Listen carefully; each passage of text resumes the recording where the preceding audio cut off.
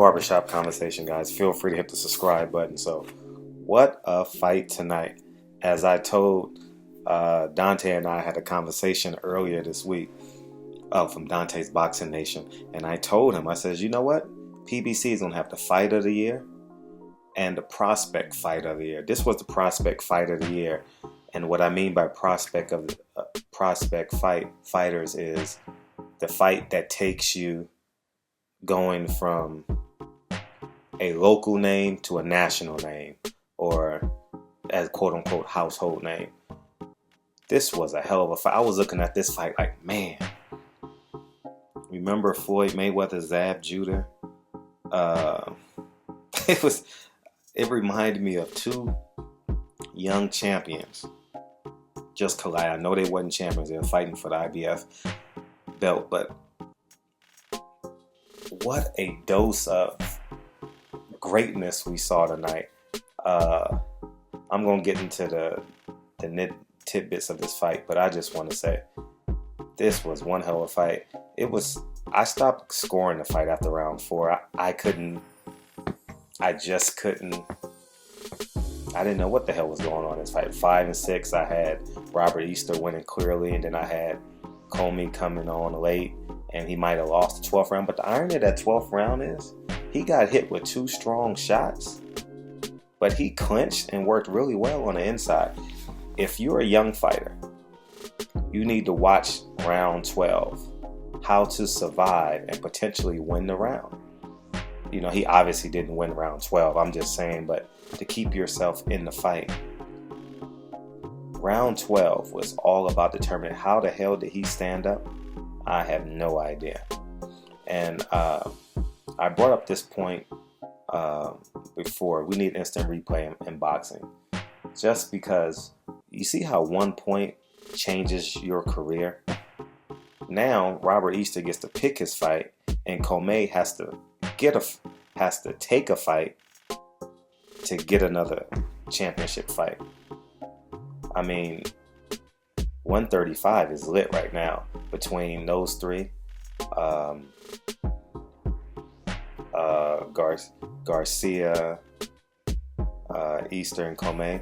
That can just be a trilogy. They can fight each other once a year. Just keep that going for the next 3 or 4 years, and we'll be happy at the 135 pound division. But looking at this fight, before I get into that too, I saw that they ran across that he had 12 amateur fights. I put in more rounds than he have. I was looking at that, man. I said, damn, and Robert Easter Jr. was an alternate for the Olympic team, but that goes to show you what determination it looks like. Determination looks like COMMEY. Talent and work ethic looks like Robert Easter. Robert Easter has all the talent in the world to dominate 135. And what I want to make apparent too, I'm going to get into the fight in a second, but the discipline Robert Easter has, he deserves all the credit in the world for sustaining his discipline and fighting at 135. You know how hard it is for a 5'11" guy to make 135? I'm going to say that again. Do you know how hard it is for a 5'11" guy to make 135 pounds? Let that sink in for a second. And getting into the details of the fight. I thought Robert Easter should have made this an easier fight. I thought COMMEY was gonna do a great job at stalking him and potentially catch him. And he did catch him. But Robert Easter's youth and again work ethic that he did outside of this fight totally paid dividends, because man, it's just amazing how getting hit with a shot in your 20s is so different than getting hit in your 30s. You know what I mean? So kudos to Robert Easter for staying up, glove not touching the ground. It's just, you know, if I'm 9 feet away as the judge is, I probably would have ruled that a knockdown as well. You know, it happened so quick, you know, and his body positioning would lead you to believe that his glove did touch the canvas. But I thought Robert Easter did a good job. I thought he could have made it an easier fight. He fought on the inside early, and he realized that wasn't a good idea. COMMEY was rope-a-doping him early in the fight just to close the distance. He wasn't doing it in terms of running out of gas, but he says, I'm not going to be able to catch this guy, so I'm going to back up on the ropes. And as opposed to me trying to cut the ring off and get inside, I'm going to bring him to me, and I'm going to fight on inside. He did a hell of a job doing it. First 4 rounds, I couldn't score it. You guys tell me in the comment section, but what a fight we had. I thought COMMEY didn't really have the boxing skills, but he has determination to beat a lot of fighters, you know, and he has nothing to be ashamed of. Yes, he lost, but the boxing community knows who he is now. I don't know where he is in terms of his weight. I've never seen him fight before this. I saw him, first time I saw him was on TV.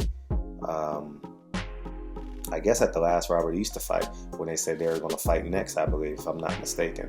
So that was the last time and the first time I saw him. I've never seen him fight previous to this, but his record showed me that he's a knockout artist. So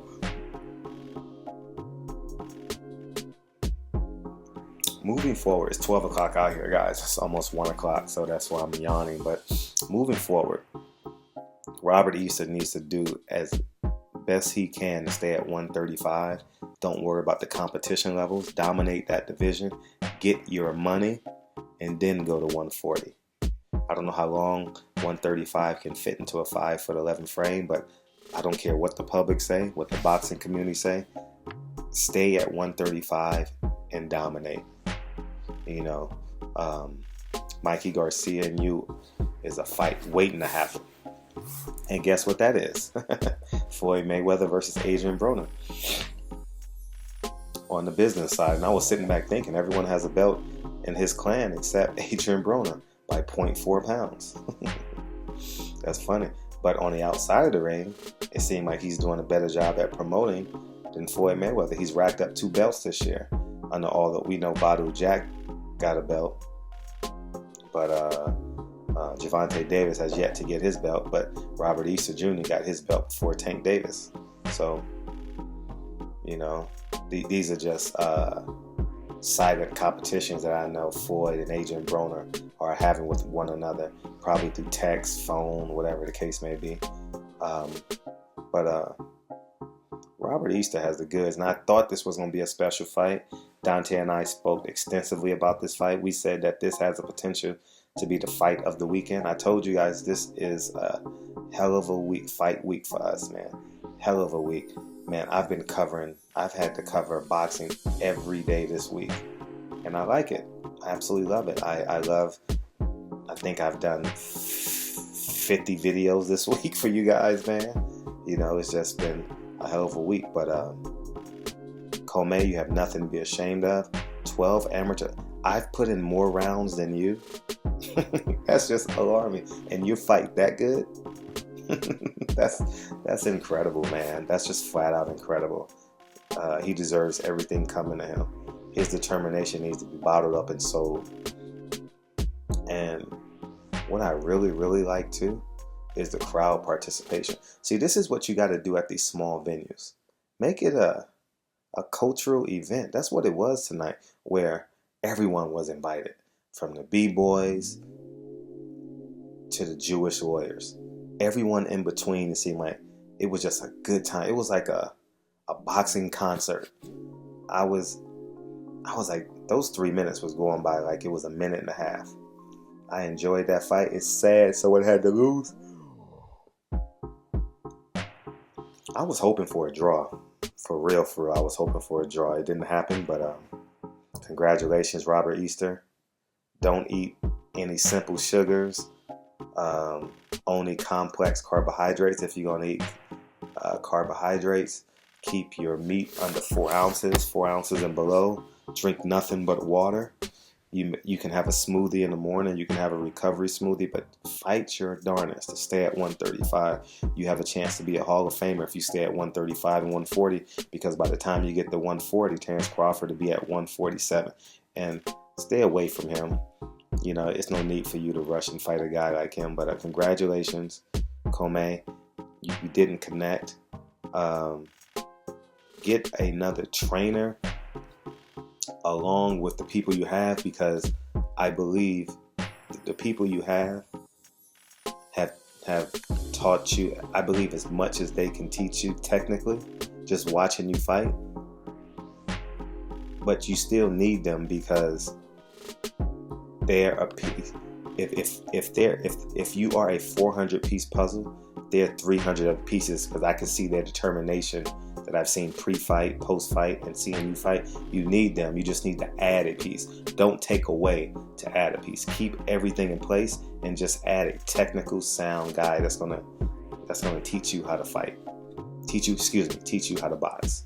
And I think that's about all you need. It was a hell of a fight, guys. If you missed it, it'll probably be on the PB. It'll probably be on YouTube probably early this week, but I'm pretty sure they'll re-air it. And I missed the documentary on Muhammad Ali. That came on immediately after the fight.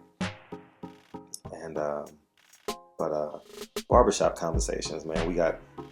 That's only one.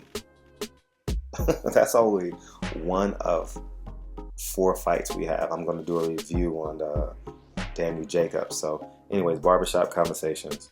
I just, as everyone else will say, thank you, Al Heyman. It's coming, guys. It's coming. I mean, the first year he was going 30 miles an hour. This year he's at a freeway speed limit at maybe 65 miles an hour. Next year, after Canelo loses to Triple G,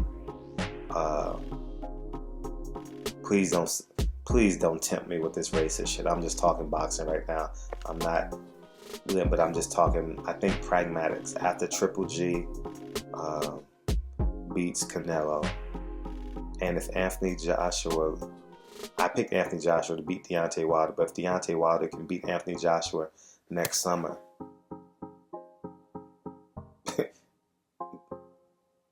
he's going to be in control. The only fighter, I think, there's only a couple of fighters, Lomachenko and Triple G, because Andre Ward is going to beat Kovalev. So, I mean, the landscape of boxing is leaning, guys. So if you hate Al Heyman, you better get on board and start liking him, because with fights like this on a Friday night, man. Barbershop conversation, guys. Congratulations to Robert Easter Jr. Well deserved. Stay behind that jab and don't get greedy at the dinner table, because you got a chance to be special at 135. Diego Corrales did. I don't know how Diego Corrales made weight, because if you saw him in between fights, you would say, ain't no way in hell you're making 135. I think 130, 135. There's no way in hell. So barbershop conversations. Adrian Broner did a good job. It's funny how civil he is when he's not acting like an idiot. You know, it just amazed me. I'll do a separate video on that. But barbershop conversation. Congratulations, Robert Easter.